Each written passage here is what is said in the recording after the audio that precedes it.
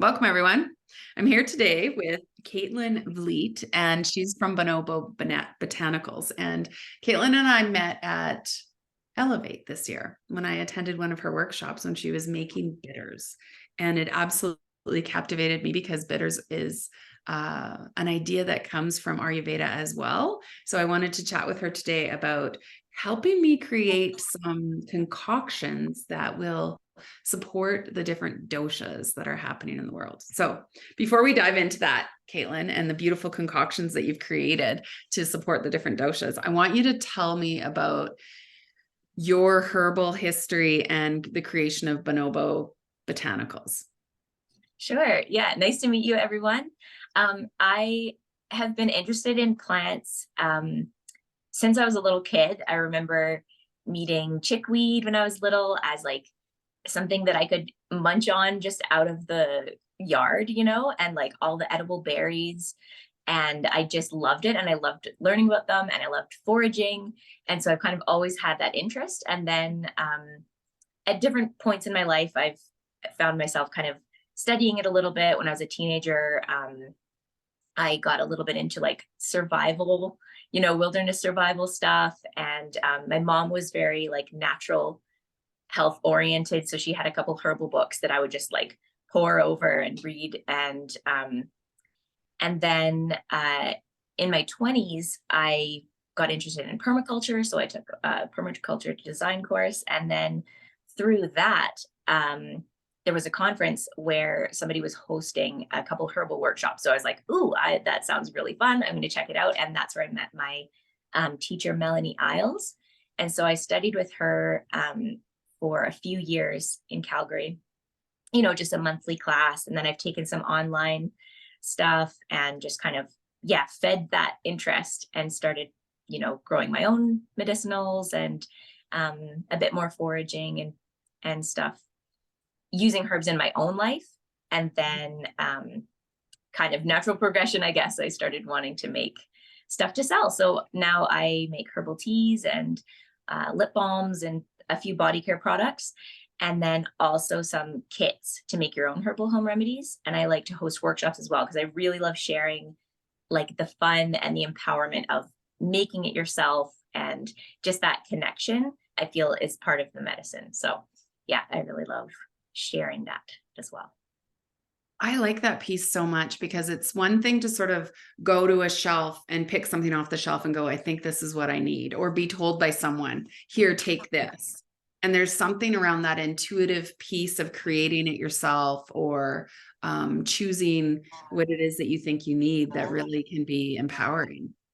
Absolutely. And then the way you learn too, like by tasting, by feeling how it is in your body, you really integrate what you learn, and it really sticks with you, when you learn in that way, when you get hands-on with it and when you're making it yourself. And yeah, you're more invested and you can feel it. So yeah.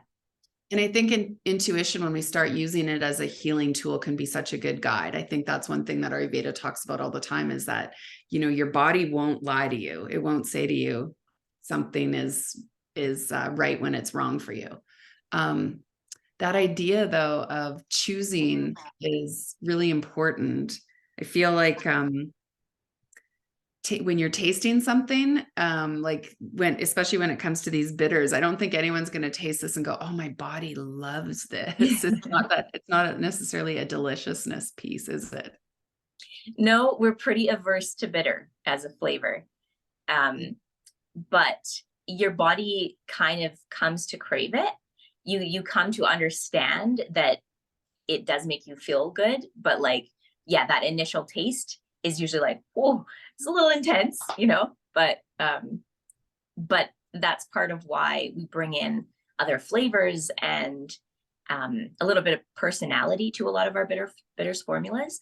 So it can be like tasty or interesting, as well as that kind of like intense bitterness. Mm-hmm. There is something about our palates that have gotten really like bland, isn't there? Like we don't have the same sort of diversity of tastes that a really well-rounded, nourishing and detoxifying diet would give us, because really it's the taste that give us both the nourishment and the detoxification. Yeah, totally. Like there's that famous saying, eat a rainbow with every meal. You could always also think of it as eat a rainbow of flavors every day. Yeah. Well, Yeah. that's what Ayurveda would talk about. They would say there's 6 tastes, and each of the tastes has a different job in your body. So sort of like the sweet, salty, and sour tastes are really good for nourishing the body and being able to build bones and build tissues and things like that. And then you've got the astringent, bitter, and pungent tastes. And those ones are really good for detoxifying and purifying and cleansing in the body. And so we need all 6 of them sort of in the togetherness to be able to help do both sides of the coin that we need.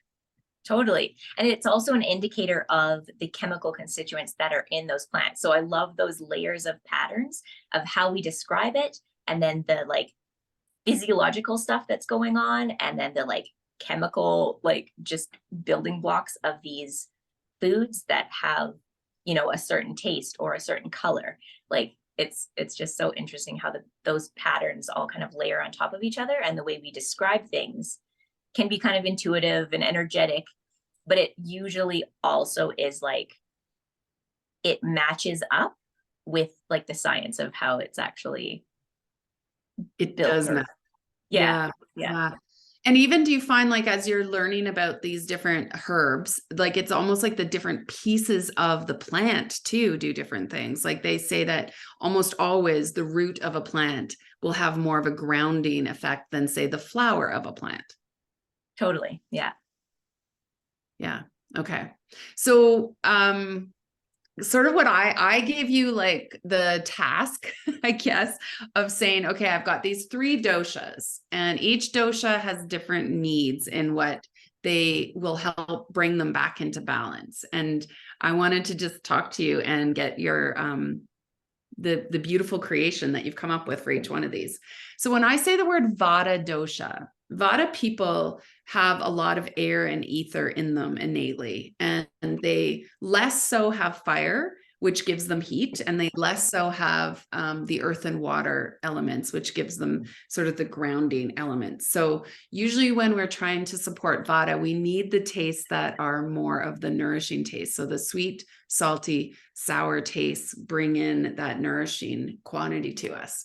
When we talk about bitters, bitter isn't actually a taste that a Vata we would prescribe for them often, but having a little bit of it is always good, because we need everything to sort of come together. Like you said, everything, even if we're just using a smaller dose of it, it can be supportive. So given that sort of framework, what were your thoughts around what we could create for a Vata dosha? Well, I wanted to make it definitely grounding, supportive, nourishing, and a little bit like calming and warming, kind of just a comfort feeling, right? So I had already found this recipe for chamomile cardamom bitters, which I find really lovely and tasty. And that brings a little bit of that warming, that calming, but we wanted to balance it out a little bit because it's a little airy. So I was thinking of burdock, which is a very nice grounding bitter, but we decided that that was going to be a little bit too cleansing maybe for Vata. So we then chose ashwagandha, which is a really supportive, sweet bitter. It has some other tastes, so it's a little bit intense, but it definitely has this like balancing, grounding, supportive feeling. So it's really good for supporting sleep cycles, helping kind of get a restful sleep and then have more energy in the day. So it's really good if you are kind of like overrun or fatigued or like wired. And then of course, chamomile has that calming, soothing, and cardamom is warming. So that it just, I think, creates this really like warm kind of hug of a supportive, mild bitter. Yeah. Yeah. And that's really what Vata needs. It just needs, like, all those things that you talked about. A Vata is probably the person that has the most variableness in their sleep. Like they can have insomnia or not be able to get to sleep or be a really light sleeper. So it's good to be able to give them that kind of support. I like that you said just sort of gentle, because I feel like that's one thing that Vadas need is there's a gentleness to things.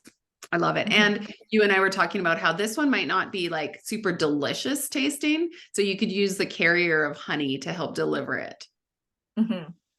Add to Yeah, the a little bit of honey for any of these formulas, honestly, will kind of smooth it out and just make it that little bit more pleasant and just like kind of round out the flavor. And it's a common thing in bitters, you know, throughout history. People have usually added a little something sweet in there as well. I think we're going to have to get into how you take these and why you take them after we talk about the 3 doshas. Okay, Sure, so yeah. about pitta. So a pitta person is someone who is pretty fiery. Like there's a lot of heat in them. When they go out of balance, they tend to be like that kind of hot-headed, irritable, angry, like sharp tongue kind of thing. And they often things that happen, it's like their body might, like they might get skin issues or really dry, itchy eyes. It's like things that are like itchy and scratchy is some of the things that can happen to pitta. And usually the biggest things that can support pitta in terms of the taste is the idea of things that are cooling. So the taste that are cooling is bitter, astringent, and sweet is kind of a cooling taste too, because it's got that grounding effect. So we want, for pittas, we want to ground them and cool them down. And sort of given that framework, what was your recommendation for a tincture for a pitta person? Yeah, so I went with dandelion, which is a classic bitter. It's not too strong, but it is cooling and just kind of that cleansing, a little bit of grounding. And it actually is, you know, specifically for the liver, and the liver is associated with anger as well. So it can help clear out that kind of like irritability. Sometimes, you know, if you go really hard on the dandelion, it can flare it up, but it's like a release, you know, it helps you kind of release that. And then I also put in hibiscus. So this is a really cooling, moistening herb. It's a little bit sour actually, but it's really soothing to the mucous membranes. It's like calming to the heart and just brings that cooling, like soothing kind of refresh, you know? And then I also added in rose petals because I wanted to balance out some of that moisture. And rose brings this astringency and some boundaries. Like we look at the energetics of like heat and cool, moisture and dry, tension and laxity, but also there's the sort of emotional side of plants. And rose as a plant has very good boundaries, right? It's spiky, but it's also so loving. It's so nourishing and loving. So it can really help us feel self-love and be loving to others without sacrificing our boundary, right? So it helps us kind of care for ourselves so that we can feel more loving to others as well. So I really liked that. And it's, you know, again, really nice for the GI tract. It's healing, soothing, but also astringent. So it brings that little bit of like pulling together. I love that idea. I love the idea that you could, it's almost like you're describing a pitta person. Like we have sharp spikes, a pitta person, but there's a beautiful rose there as well. That's a lovely, and it's a lovely visual. And yes, like pittas tend to have, like, they're the ones that need sort of the liver cleanse, the blood cleansers, the anti-inflammatory practices or principles. And those are in the dandelion as well. And hibiscus and rose actually, yeah, all of that have that. So we're really helping to sort of bring in that. And rose is also really good for the skin, which tends to be some of the issues pittas have a lot, is sort of that soothing for the skin. Yeah. Okay, love it. That one's, and what is that one going to taste like? So it's a little sour and fruity and a little bitter. Again, it's nice with a little honey to just sort of like round it out. But yeah, it's quite, it's red in color too because of the hibiscus and the rose. And yeah, it's kind of like a little juicy Yeah. And yeah, I quite like that one. Yeah, Yeah. cooling, definitely cooling. Yeah, really good. And it's got all the sort of qualities that we're looking for supporting that how that dosha goes out of balance. Mm. So the last dosha that when we talk about constitutions in Ayurveda is the kapha dosha. And this one is the person already is sort of more unctuous. They have more juiciness in them. When they go out of balance, it tends to be sort of there's an increase in like the mucousy. They might even find that they've got more swelling in the body. When they go out of balance, they tend to sort of go into more of stagnation. Like they're the ones that it's harder to sort of like just get themselves up off the couch. And it's more lack of motivation than it is lack of physical stamina or energy. Because usually once you get a kapha person going, it's like they can go forever. When they're well balanced, they're the ones that have forever stamina, like lots of good innate strength, but they can get kind of I'm gonna say the word watered down, like just where the heaviness is in the too much earth and water, and they need sometimes a little bit of fire to get them going. They need sometimes to enter, like put some more prana in their body, put some more breath in their body to just add that lightness. It's their body usually is looking for more of the detoxification than it is looking for the nourishing, because they're really good at already building tissue and nourishing the body. So they're usually looking at the assistance and sort of clearing things out. Mm-hmm. What do you got? Yeah, so for the kapha dosha, I put together orange peel, cacao, and peppercorn, which are all pretty strong, right? They're very stimulating, energizing, uplifting, and they come together and taste really nice, but it is a strong bitter. So it has that cleansing action, and it also, the peppercorn brings that spice, and it's going to help kind of move things throughout the body as well.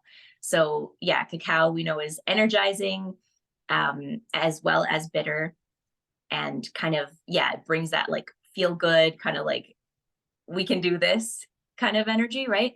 And citrus tends to be really uplifting as well. So while it's a strong bitter, it's also got that kind of like energy, you know?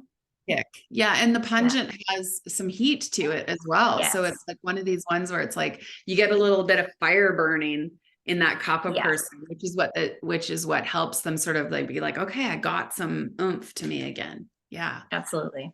So let's talk about, we've got these 3 tinctures, and if you're working with me, you're starting to understand which one your body might need. And that might also change. It might change depending on your stage of life changing, and it might change depending on what season we're in, because sometimes, like right now, we're going into a cold, dark winter, which Ayurveda describes as a vata quality.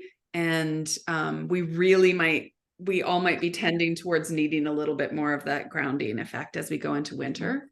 But for the most part, we're balancing our constitution and how we innately go in and out of balance. I want to talk about why bitters themselves can be helpful. So do you want to just go and launch into that? Just, I don't know if it's necessarily the history of bitters, but why bitters? Mm. Yeah, I mean, so the bitter taste, we'll just start there. Um, just tasting bitter kind of wakes up your whole digestive system. So we have bitter taste receptors, not only in our mouth and our nasal passages, but also in our GI tract and even in our lungs. So we're really sensitive to this taste, and it kind of wakes up the whole digestive system and helps things move, helps things function. And so for so many things, the digestive, like it comes back to digestion, right? So it's a really important body system to support. And this is a simple way that we can just give it that little like, hey, you still working, you know? And we don't have a lot of the bitter taste in our modern diets. because we don't go for it, right? Like we said, we're kind of averse to bitter. It's a little bit intense, but it was really common in wild plants. It's really common in medicinal plants. And we just bred that out of our like more common food plants, you know, because we were seeking out the harder to find tastes, like sweet, the more nourishing, right? The sweet, the fatty, the salty. So bringing a little bit more bitter into our lives is good for most people, because we just tend to be a little bit deficient in it in our modern diets. Yeah, I would absolutely agree with that. And it's one that Ayurveda describes it as being able to release ama. So we're getting rid of gunk in the system, which Ayurveda talks about, that ama is anything that is undigested, anything that is digestible in the body. This bitter comes in and it's almost like it sort of dries it up so that it will just flake off and be able to shed in the body. And it's really good. I think the way it shows up in our culture is through the dark leafy green vegetables, which isn't, like you said, it's good. And Ayurveda would say, well, get the dark leafy green vegetables and then like steam them or saute them. And then if you need to, you put on the butter or the ghee and the salt in order to be able to add the taste to the bitterness so that it feels good. I think in our culture, it's our addiction to coffee that gives us that bitter taste. Absolutely. Yep. Talk about that. Like, talk about the difference between using coffee to get your bitter taste and maybe doing something a little bit more intentional like this. I think, you know, coffee gets a bad rap, and it's not always, you know, you don't have to beat yourself up if you're a coffee drinker. Okay. It's okay. It just can be, you know, overdone. People who drink a lot of coffee drink a lot of coffee, right? And it's also a stimulant, which can be good, but it can be depleting when you're always relying on a stimulant to kind of like wake you up, and you're not bringing that nourishment, that sort of like just nourishing your body. You're kind of like pushing it, right? So I think that's where that balance lies, is you want to bring that nourishment as well. It's almost like if we could make coffee into its own tincture, you're like, oh, I've got the stimulant piece happening. I've got the diuretic piece happening. So you'd add a couple balancing tastes to it to be able to, and you sort of have done that in the kapha one with the cacao. Yeah. Yeah. So the next question I have for you is sort of this idea of tincture. I mean, it's also something that we have moved away from, and yet we're starting to see tinctures and bitters more. I feel like more now in our culture, we see them more in terms of like cocktails. Like they're kind of into fashion in terms of mixing it with your booze. So can you talk about that and maybe why it's coming back into fashion in that cocktail department, and maybe that's how we should be bringing it back into our food? Yeah, well, in various parts of the world, it didn't go as out of fashion. Like for instance, in Europe, you know, you think about the digestifs and the aperitifs. That's often a herbaceous drink that supports digestion that you have before or after a meal, right? But it is really popular in cocktail culture right now in North America for sure. And I honestly don't know why it's come back so strong, but it's definitely here. And there's nothing wrong with that. Like it is, you know, especially around a meal or something, there is, you know, the chance for it to get kind of tied up in debauchery and excess, and like that's not healthy either, right? But you know, it's okay to enjoy a drink, and if that's how you're getting your bitters, I mean, there's nothing wrong with that to me. The one reason we tincture bitter herbs is often the bitter constituents are this group called alkaloids, which are best extracted in alcohol. So this is one reason that it tends to be an alcohol extraction. So we can make tea with bitter herbs, and again, just tasting bitter, so bitter foods, bitter teas, that all works. But for the very medicinal preparations, alcohol is a common liquid that we use, a menstruum or whatever you want to call Yeah. it. And it's one of the best ways to sort of draw out the bitter taste. Is that Yes, and those, well, that piece that we're looking for in bitters comes out best in alcohol. And then of course it's very shelf stable as well. So it's a nice way to do it. Also, drinking a whole cup of bitter tea, you don't necessarily need the whole cup, but it's not that pleasant. But if you have it in a tincture, you can just put a little bit in your water or in a mixed drink, right? And you can kind of make it taste a little better, or make it a smaller amount to take. So, taking your bitters in tea is not optimal. Yeah. Yeah. It's so funny because I think this is one of the things that I'm learning is that we've got all these herbs and all these kitchen spices really too. And it's like how we take them into our body is part of how our body is able to use them. And we hear this in sort of popular culture. They're like, oh, if you're going to take this, vitamin C, you have to take this with it in order to help it absorb. Or if you're going to take this, you have to take this with it in order to help it absorb. And I think we're starting to understand that background to that piece of knowledge where, like, if you just take these herbs and pour hot water over them, you're going to extract a certain quality from them. If you take these herbs and boil them for a long time and make a decoction and add your honey right into it and make like a syrup almost, you'll be able to extract certain qualities from it. And then this tincture idea of soaking these herbs in alcohol, really we are seeing it in cocktail culture all around because there's so many botanicals now coming out in different gins and different vodkas and everything like that the botanicals are built right in. Mm-hmm. There is something in our culture though that's like, oh, we can't enjoy it. You can't enjoy it because that's debauchery. Yeah. Whereas you look in the past culture, it is like they would have an aperitif or a digestif, like little cocktail or a sip, like a sip of something to stimulate that digestion before they started a meal or as an end point to their meal. Yeah, absolutely. Bring it into your life in a pleasurable way. Amazing. Right? Yeah. Yeah. Sometimes we're a little bit more of a torture culture. We're like, no, health has to be hard and it has to be awful. Yeah, I think this comes partly from like the heroic sort of mindset where we are unclean and we are, sinners and all of that, and we need to be punished, so we need to like purge and we need to, and I think it comes from some of that and it's stuck around a lot, and it doesn't need to be like that. It can feel good and taste good even if it is intense. Yeah.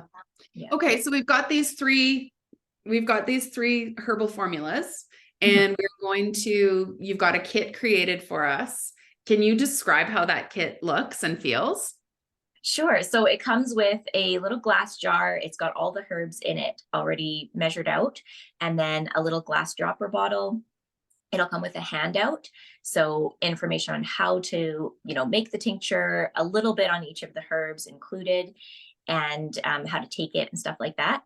And then a little label for you to put on. So all you have to do basically is add alcohol and honey if you want to the little jar with the herbs in it, and let it sit for 4 to 6 weeks. Shake it every once in a while, and then you strain it, bottle it, and that's it. And it has a really long shelf life. It's a super simple process. You can get a lot into the nuance of different tincture, different details, but it can also be super simple.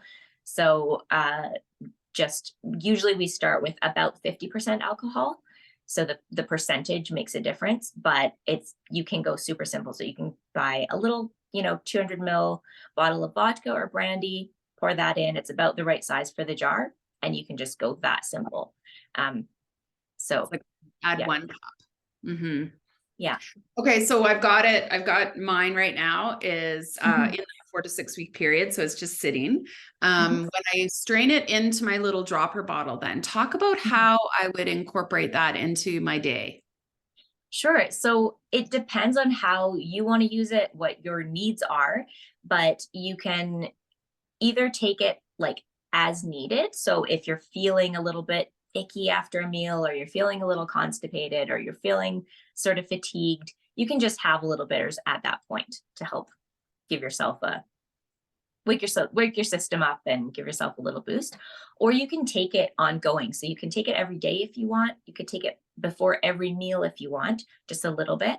And my favorite way to take it is in like a little, less than a shot of water, and then a dropper or two in that, and then just sip that, drink it, because that allows you to mellow out the flavor a little bit in that water, but you still are getting the taste. You can also just take it directly on the tongue, like a drop on the tongue or whatever. Or you can take it in a bigger glass of something. Like you don't have to, it doesn't have to be super intense for it to work on your body, because again, we have those receptors all throughout our digestive system as well. So if you want to take it in your tea, or in a little sparkling water, or, in your own little cocktail that you're making, or mocktail, it does have alcohol in it, but it's a small amount in a little dropper full, so. Yeah, so good. It's funny because in Ayurveda, everything goes back to the digestive system in terms of our health. Mhm. So we are starting to know that in our culture that, like if you take care of your digestive health, Ayurveda says no disease can take hold in your body if your digestion is working right. So to be able to use it, like you could use it sort of automated daily, or you could use it, like you're saying, like use your digestion as cues. Like if you've got any of the symptoms that are showing up, there's a sluggishness in your digestion, or there's constipation or gas or bloating, Yeah. or there is even diarrhea and heartburn. So there's something around, especially if you're buying the digestive that is associated with the kind of digestive disturbance. If you're getting the bitter, according to your dosha, you're probably getting the one that best supports the digestive discomfort that is happening for you. Just because of the way that you've created the formulas. So, like you could be using it just to notice, like, oh, I'm noticing this, and to be able to take bitter. And one thing I noticed so amazing about when you start working with your digestion is that sometimes you can change how you're feeling really quickly with the benefit of a new taste going in. Absolutely. Yeah. And I think in our culture, we have this sort of idea that, oh, I always feel like this, or this happens to me all the time, or, and we don't realize how easy it is to sort of notice and then make a choice that we could do something to support ourselves in that moment. Not fix, but support.